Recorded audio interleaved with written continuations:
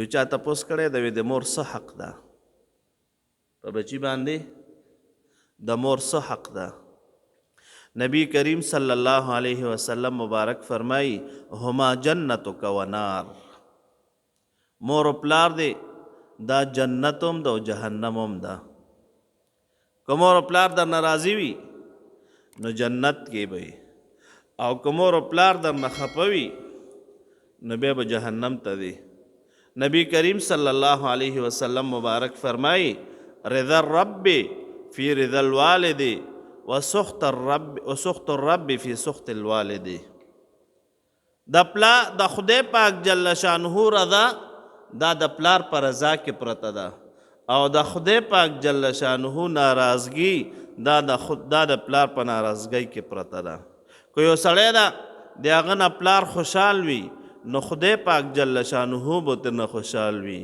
او که د چا نه پلار خپه نو خدای پاک جل شانه به ترنه بې خپه وي یو ځل حضرت عمر فاروق رضی الله تعالی عنه زمانه وه نو یو سړی د مور خدمت پې کولو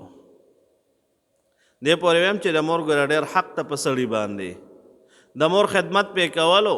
نو هغه مور ډېره بوډۍ وه خوراک څښاک یې پخپله نشو کولی او کپړې به پخپله نشوې اچولی نو دا زوی به لاړو او مور به صفا کا او به لامبوله او صفا کپړې به ورته واچولې او خوراک پې ورله ویر کو نو بیا یو ځل حضرت عمر فاروق رضی الله تعالی عنه ته راغو وی صاحب ما د دې مور حق ادا کو که نه وی نه سره د دې دومره خدمت ښه چې کپړې به ورته بدلې کې صفایي به وله وکړه خوراک پې وله ویر کو او بیا به وی چې ما د دې مور حق ادا کو که نه وی نه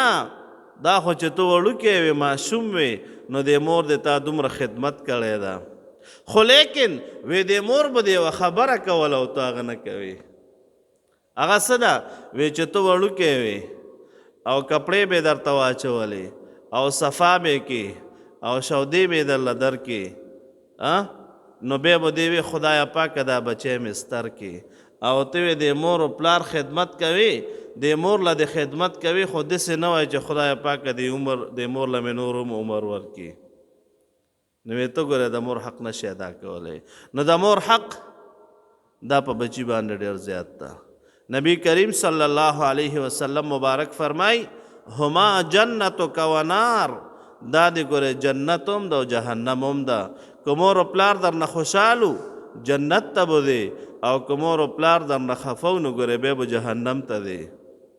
خدای پاک جل شانه دې زمونږ ټولو نه رضا شي او خدای پاک جل شانه دې مونږ ټولو ته د والدینو د خدمت توفیق را نصیب کړي قسم ده د چا چې ژوندي دي ګورئ قدر یې کوئ او د چا نه چې وفات شوي دي خدای پاک جل شانه دې قبور منور کړي